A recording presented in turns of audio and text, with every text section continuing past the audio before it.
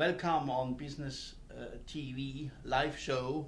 Today I'm very happy to present you one of our main keynote speakers in this year's Central Eastern Europe Entrepreneurship Summit in Bucharest, Attila Turas. Welcome from the World Economic Forum. Please present yourself, where you're coming from, why you are living at the moment in Switzerland, and what you're doing, your professional role, please. Yes, thank you, Urs. It's a pleasure to be here, and thank you very much to the organizers for the invitation. It's been a fantastic day so far on speaking on various panels. So my role, Urs, currently at the World Economic Forum is to lead the forum's work on the circular economy. The forum's been involved in this space for about 3 years now. Starting out with a partnership with the Ellen MacArthur Foundation, who are quite the champions of the cause. We've worked together on a project called Project Mainstream. Mainstream sought to find and identify bottlenecks in the system in resource efficiency through various materials.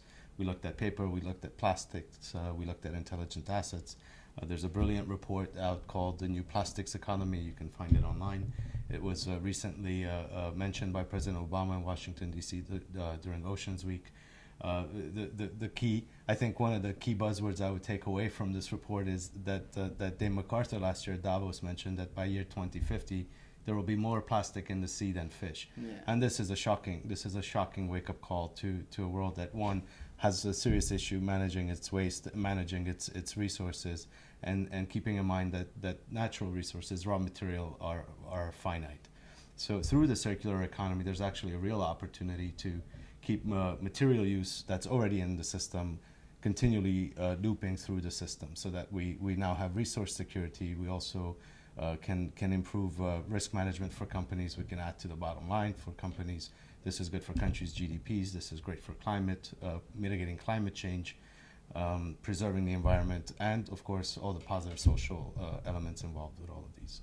When I see the Klaus Schwab's presentations about the fourth industrial revolution, circular economy, and this project of circular economy is a main project. So what are the goals of this huge initiative you're leading now? So essentially, we look at the circular economy as a solution to various economic, social, and environmental problems. Again, this is the triple bottom line. It has economic benefits, it has environmental benefits, and it has social benefits.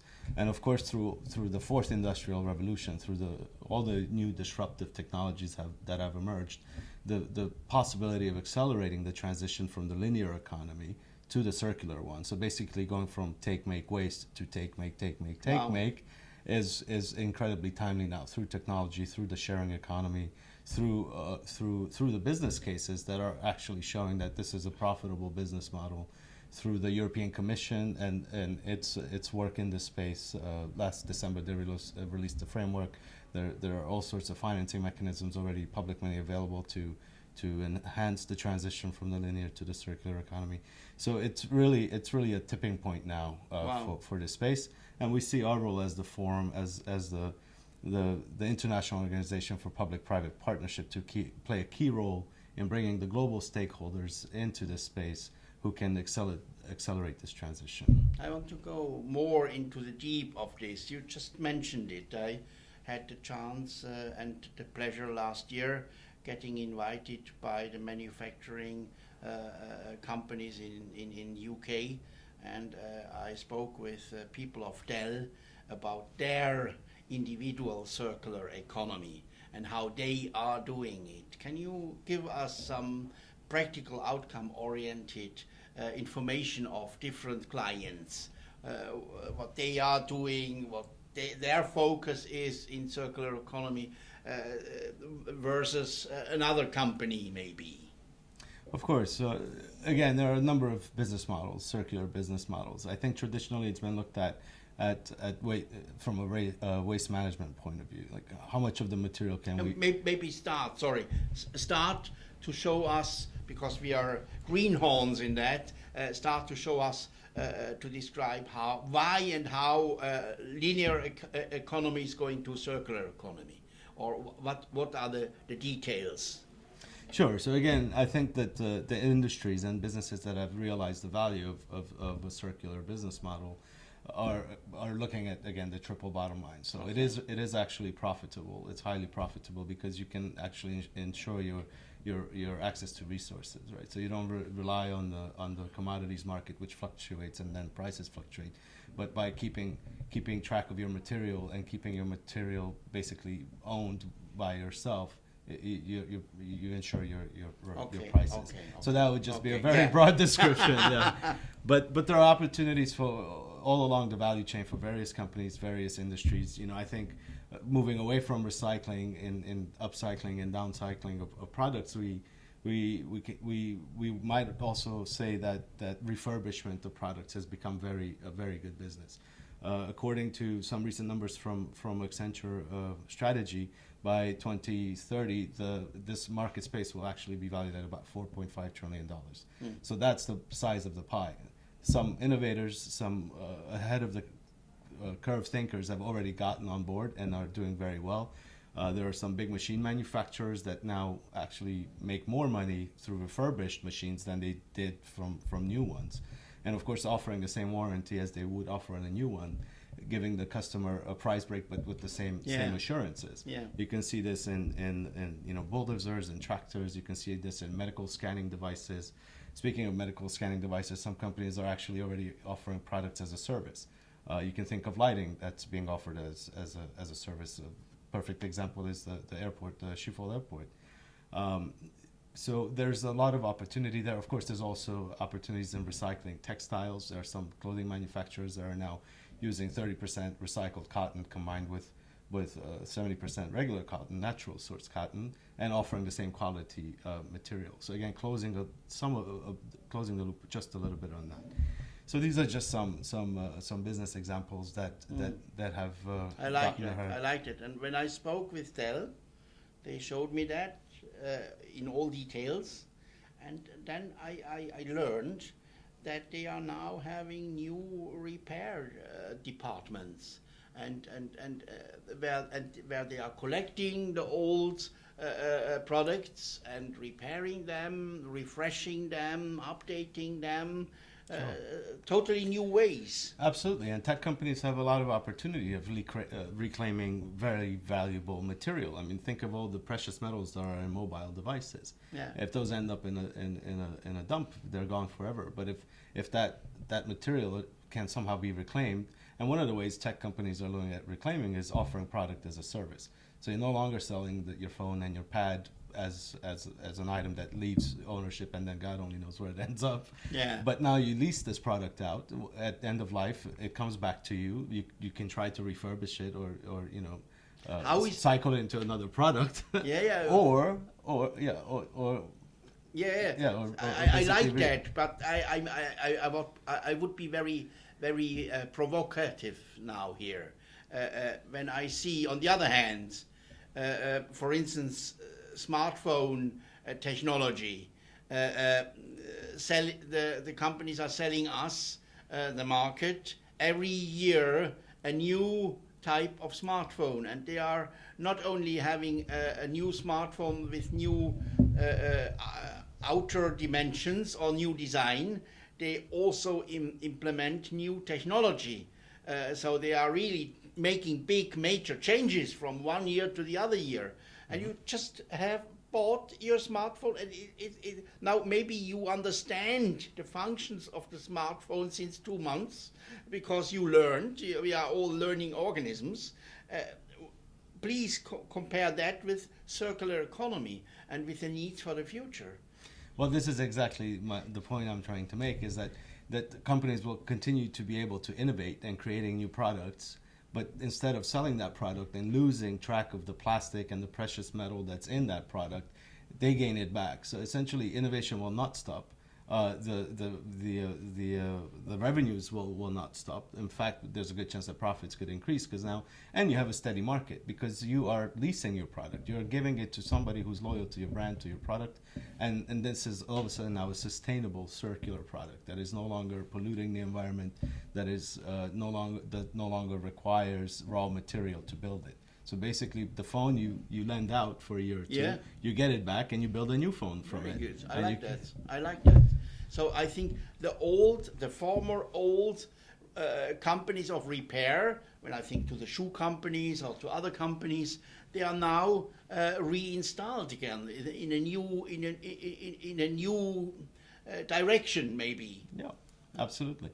And strangely enough, even in textiles, so I gave the example of recycled cotton, but there's also there are some players out there now that are leasing clothes. Wow. So you can lease your jeans for as long as you wish to wear them, and then you return them. And so that company Very actually good. keeps track of that raw So material. it's really a part of shared economy now. Oh, absolutely, yeah. So the sharing economy is a big part. So again, between recycling and upcycling and downcycling and, Wow. and managing waste, both technical waste and biomass. I mean, biomass is also a very good example where we can use the biocycles to loop in the nutrients and the other valuable elements that are good for agribusiness, for example. Wow.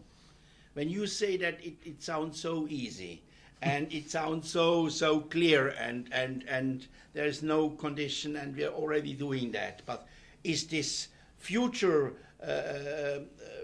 future thoughts or projects, or still on the research phase, or is that already the truth? Is that already done? Do also already companies have that? What's the situation? So I think, as with most things and most new things, there are always innovators. There are those who do it first, and then everybody else follows. The good news is that the innovators have been doing it for a good few years now, Wow. and everyone else is starting to follow. And essentially, by building this global platform for circular stakeholders at the Economic Forum, we can bring this knowledge to other stakeholders, other businesses, other countries, so that this uptake happens much quicker, so that we have speed and scale in the transition. Yeah. And what I like on the World Economic Forum is, and I'm asking you as well to present it a little bit from your side as a key figure in this project, as lead of circular economy project. Your internationalization strategy, your work with international nations, with international companies, how you are having that under your coat, or is this a partnership initiative? Do you are inviting companies or researchers from companies to you, or how everything is going on, and where you are located, where you are doing all these big things and important things for our future? Yes, well, the World Economic Forum is headquartered in Geneva, Switzerland. And basically around this topic in particular, we're building a global leadership panel of CEOs, government leaders, international organizations leaders, academic institutions, and civil society leaders who will continue to spread the good word on this, but also be our strategic leaders. So when we meet in Davos in January 2017, we will have created a clear framework on how this accelerator program will actually work. So essentially, from the Davos leadership, through the companies that will be there, through the governments that will be there, there will also be delegates of these institutions who will action items in countries, in communities, through public-private partnerships, through B2B partnerships, and essentially collaborating with communities, with the local economies, etc. So that's the vision for this program for the next few years, and get back to us in a couple of years, and we'll report back on our successes. I'm learning every day at the moment more about the activities and the organization of the World Economic Forum, and I'm astonished. First, I, as many others, thought Davos, that's the World Economic Forum. Now, since several months, some years, I know that they are situated in Geneva, of course. I'm reading what Klaus Schwab and other main figures are writing and are presenting on TED Talks and so, and I like that. And several people know that this is important, essential, unique, and we need that to develop a sustainable development for the future. But now I've learned this week at Business Days as well, and before that they are also situated in New York, that there is a World Economic Forum New York, USA, or I heard from, I made an interview with Andrei Berdichevsky in this field when he was in New York. And on the other side, I heard yesterday in a TV show from Bernhard Petermeyer that he had to, in a project, to build up a new hub in San Francisco.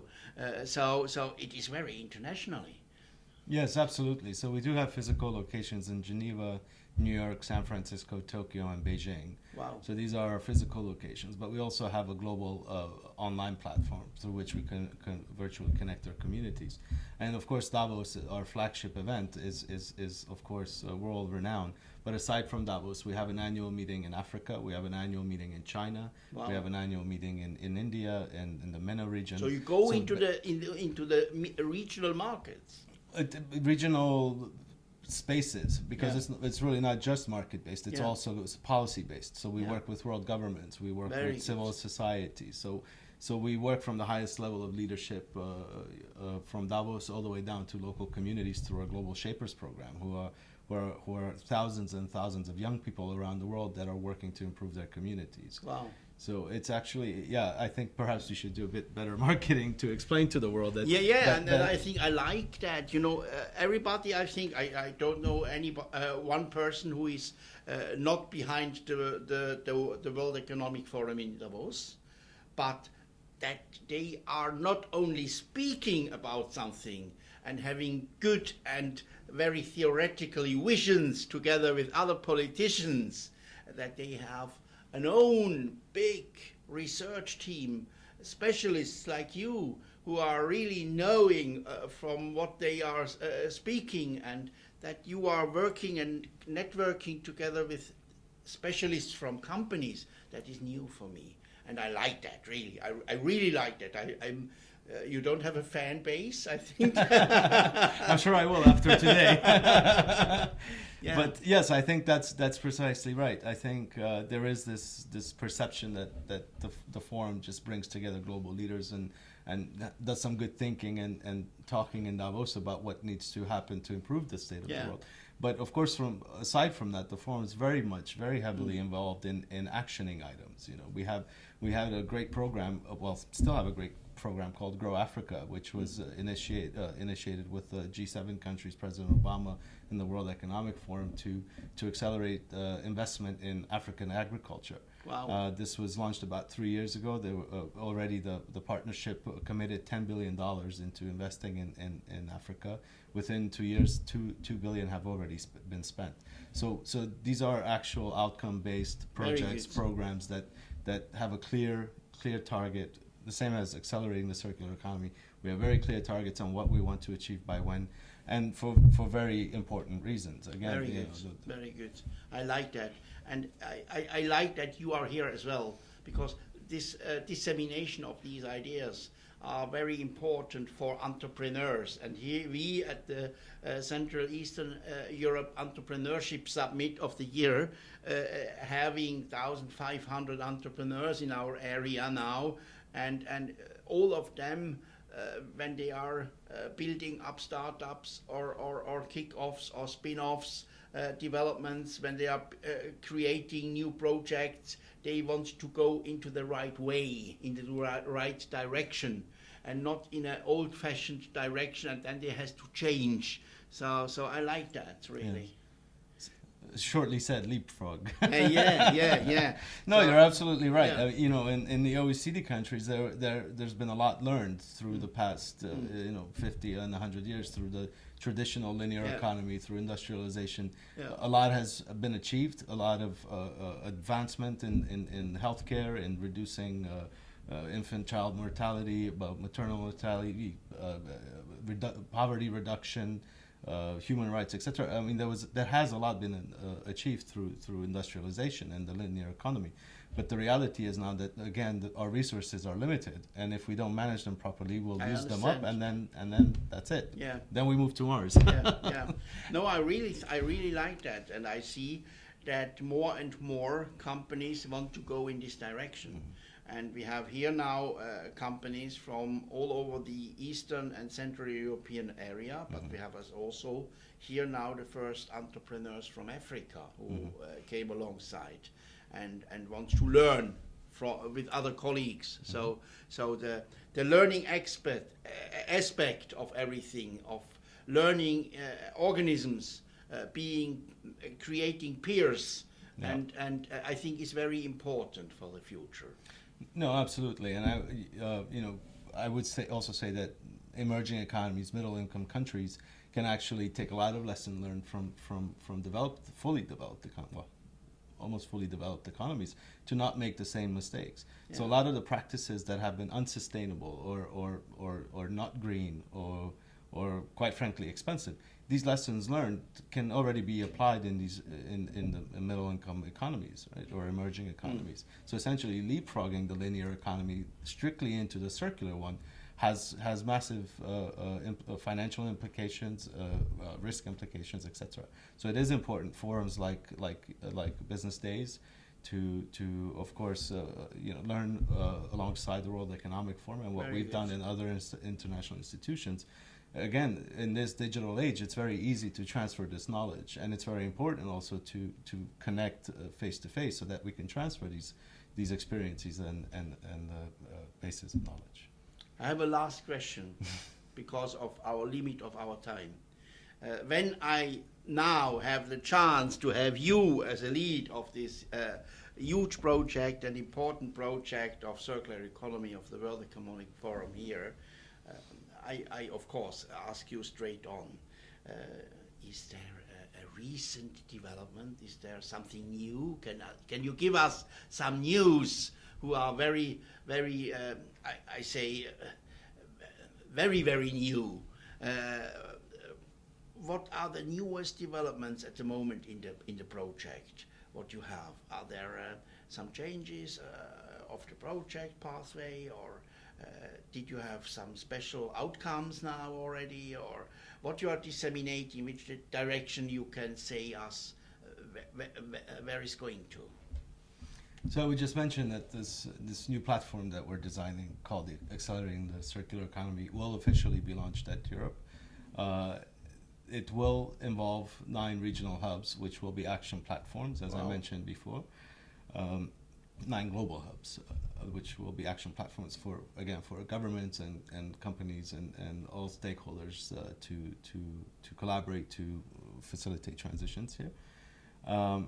I would also say that keep an eye on the 4th Industrial Revolution and the implications of technology in this space, and look for more big things to come out early next year. Okay, will do. So very many thanks for your coming. You were a very main speaker in the panels, and everybody is looking to the voice of World Economic Forum and of the experts who are speaking about that. And yes, all the best for the rest of business days. Thank you. It's a pleasure being here, and thank you for the invitation, and happy to contribute. Many thanks.